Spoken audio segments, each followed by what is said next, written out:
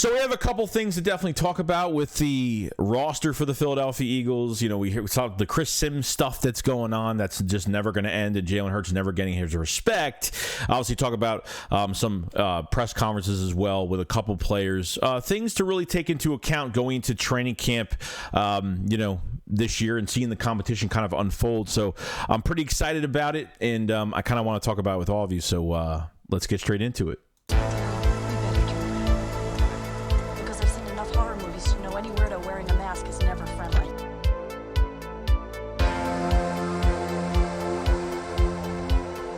Yo, what is going on, guys? Hope it's on a fantastic day. So we'll start out with the Jalen Hurts stuff because at this point, I don't think Jalen Hurts really needs to prove anything much more to the outside world or to other teams or other executives that work for the NFL or reporters or whatnot. I think this team is really built for just a huge championship window, and Chris Sims, seventh, Jalen Hurts is the seventh best quarterback in his eyes, even though Jalen Hurts was an MVP candidate, which he probably wasn't going to get because obviously the league doesn't value the rushing touchdowns over total touchdowns, passing touchdowns.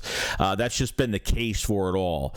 As much as Chris Sims shouldn't really even have his own show or even really have any existence to what a quarterback should play like because, his career was, short-lived and never did a damn thing in the NFL. Jalen Hurts is always going to get the disrespect. And I think even if Jalen Hurts won the Super Bowl last year, there would always be another excuse. Oh, he's got the best team around him. He can't do it by himself. I mean, it's just to a point where it's laughable at times. I think when Chris Sims talked about other quarterbacks like Justin Herbert or talked about Josh Allen or somebody else, like he puts no negativity on other quarterbacks. I swear, every time Jalen Hurts' name comes up, it's like, he's great. He's a lot better than I thought. But, there's always all the negatives. With these other quarterbacks like Justin Herbert, they never say any bad things about him. No negativity, no nothing. And I just don't get it. I think Hurts is just hated. I think the Philadelphia Eagles are just hated in regard to Jalen Hurts and his disrespect in some aspects. You know what I mean? Like, I don't think it would have changed if he won a Super Bowl. Within obviously us fans, it would have changed a lot because for him to bring a Super Bowl here, which I think is going to happen, is the most realistic thing. But when you sign a quarterback or when you have a quarterback that you think that is the future for your team, you sign him to a long-term extension, and obviously you put the best weapons around him. And I think the culture has really beat out other cultures in the NFL from the Philadelphia Eagles standpoint of things, because players are wanting to come here for a cheaper amount of money. Players have loyalty, which you don't get loyalty from players ever in the NFL. Sometimes it's a good thing, and sometimes it's a really bad thing, but it's worked out for the Philadelphia Eagles. These past 3 off seasons for the Eagles, between trades and cap, which we've always been fine with, but really the drafting was really the big turnaround for this roster. The more you draft well, the less money you're going to have to spend in free agency, and you'll have more money to make other moves and stuff like that. Even though the Eagles have 4 open roster spots right now and over $13 million in cap space, there's still a lot more to do, and I feel like there's a lot more to do with this roster going forward. So I don't think Hurts has to prove anything outside the Eagles, and to us fans, I don't think he has to prove much of anything to anybody else, and I don't obviously think he cares. Okay, Hurts doesn't give a damn about what anyone else thinks, and that's perfectly fine. It's just what it is, guys. This is something we're going to have to deal with, and Chris Sims, obviously, with his career and how short-lived it was and not really doing much of nothing in the NFL, to have so much, that everyone looks to him for his opinion on what he thinks quarterbacks should be and what his list is. And his list is just hating at this point, because when he talks about other quarterbacks, there's no negativity whatsoever. Jalen Hurts' name comes, MVP finalist, was in the Super Bowl, and still got no respect out of it. So it's just another prove-it year for Jalen Hurts for all the haters out there, and that's perfectly fine, because you're going to see what Jalen Hurts is all about. Because on top of the great pocket passing, obviously was number 1 in the pocket throwing passes last year, I think is even going to reach a higher ceiling this year. It's just going to get better every single year. And really, speaking of Jalen Hurts, even when they were at they were hitting baseballs at Citizens Bank Park, which which was great for the Philadelphia Phillies, which I thought it was pretty cool. Jalen Hurts, man, he looks like he's jacked. Looks like he got a lot better. Look at the size of his right arm, like literally. I mean, it's just crazy. Like, looks like he's been lifting like crazy, getting a little bit bigger, getting, bulking up a little bit. And I just can't wait to see what they do in situations where, it's third and short, QB sneak. Are they going to use these bona fide running backs that they have this year, and Penny, and obviously having DeAndre Swift, which I can't wait to really see that exchange and everything. But it was really cool. Like, Hurts is not really a big social media guy, which I really do like. He's very professional, and he just goes to work. And like, when you see him, you will see him, whether it's, training camp, joint practices, and obviously we'll probably not have a lot of snaps in he'll have a series in the preseason games, and that's it, just for one game. They'll probably rest him for a few weeks before the season starts, so I totally get that. But definitely has been working his tail off. I think we all know that. He left a little thing on Instagram a week or two ago, kind of promising the fans that he's working his tail off, and he's ready to perform in front of the fans, and excited for another Eagles season, which is great. So very happy for him, and I'm just so proud that we have the work ethic of our quarterback, just a work ethic in general. Is just insane. And all we really wanted going into the 22 season was, we just want that mentality to really match his play. And I think we definitely 100% got that. I think before the 22 season started, I was like, if he plays at least 20 to 25% better, I'll be perfect. And he played like 95% better last year. So I'm very excited for Jalen Hurts. And, to see how much better he's gotten. And obviously, with the offense really not changing too much between Samalo and really besides, Miles Sanders leaving, not really much change there. It's got a new running back room, got some new to the running back room, a new right guard, and you're pretty much set. I'm not really worried too much about Brian Johnson in this offense. Being the offensive coordinator this year, was really next to Shane Steichen a lot. And you can tell how the good relationship with Shane Steichen is, because the Eagles have joint practices with the Colts at the NovaCare complex as well. So Shane Steichen will be obviously on the field too. So it'll be cool to get together with those guys and, kind of pick their brains a little bit. And, they'll be picking our brains too, which is good. So Jalen Hurts looking jacked. But yeah, that's the news on that. And the last thing I kind of want to go over today is two things I kind of want to go over. I think I actually forgot one thing. Lane Johnson.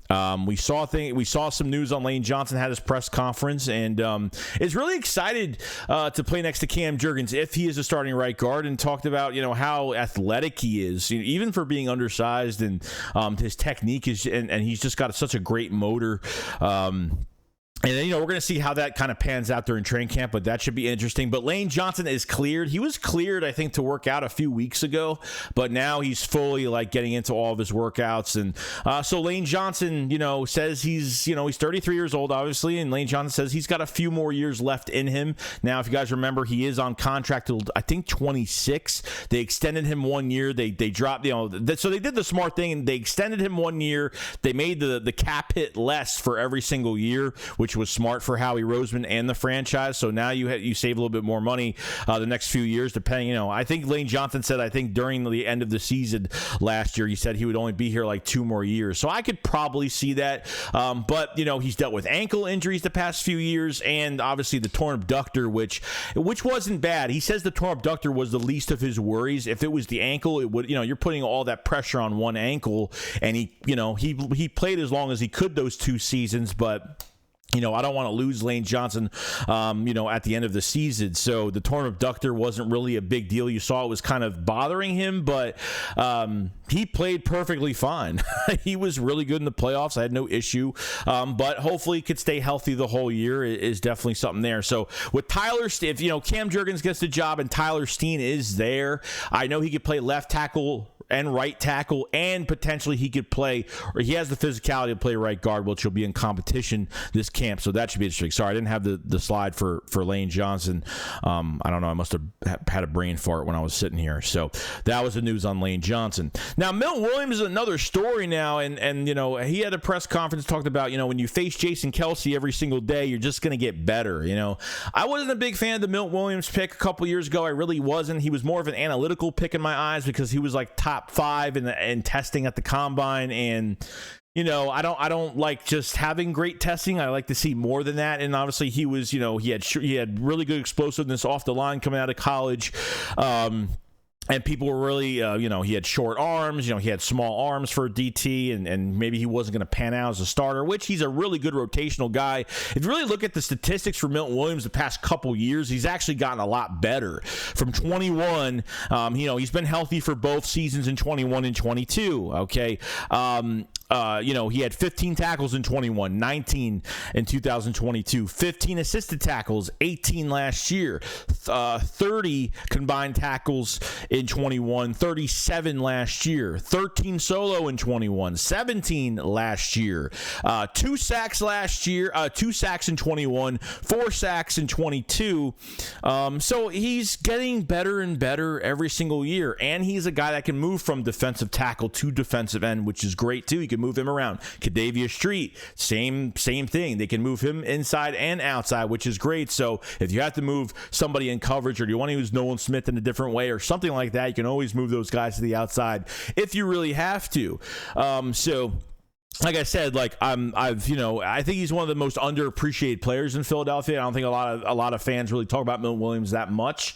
And I'm not the biggest fan of Milton Williams, but I think he's become a really good rotational piece. He's been very good against the run. He can get pressure. I think with this defensive line you have now, because defensive tackle is just so deep now. Your first 2 lines are pretty much, could start for NFL rosters right now. That's how deep the Eagles are at defensive tackle. So Milton Williams doing a fantastic job. Hope he will do more this year going to this season, and should be fun to watch. The whole defensive line should be very fun to watch this year, between obviously Jalen Carter and having Jordan Davis next to him, and seeing how that goes. And obviously Nolan Smith has been getting a lot of reps, especially during the OTAs. Can't wait to see them get full pads on, start hitting another team. Damn, I'm excited. I can't wait. So other than that, guys, if you last this long in this video, make sure you subscribe to the channel. Make sure you like the video as well. We'll be doing more news for the Philadelphia Eagles. Update for the Philly Shakedown as well. The Philly Shakedown, we did our last show. The finale of season 2 of the Philly Shakedown is done. We are going on to season 3. Really, after the 4th of July, probably the 8th of July, we will be back a couple weeks before Eagles training camp. So the Philly Shakedown, we will not have the Philly Shakedown for another few weeks, and we'll be back soon. But I hope everybody has enjoyed. Make sure you like, make sure you subscribe to the channel, and I do appreciate everybody that has been supporting this whole entire offseason, and we're getting ready for the juicy stuff, which is training camp and competition and the back end of this roster, to see really what's going to be there. Because honestly, even watching the preseason games, who cares if the starters aren't playing? I want to see more back-end players, from safeties to corners to running back. I just want to see more out of this group a little bit. And I think that's going to be really exciting once we actually get into joint practices and get to this preseason games. It's going to get really crazy, and I can't wait to share that with everybody. So you guys enjoy the rest of your week, and that's pretty much it. So guys, remember, Shake Squad up, follows live. Peace out, guys. Peace.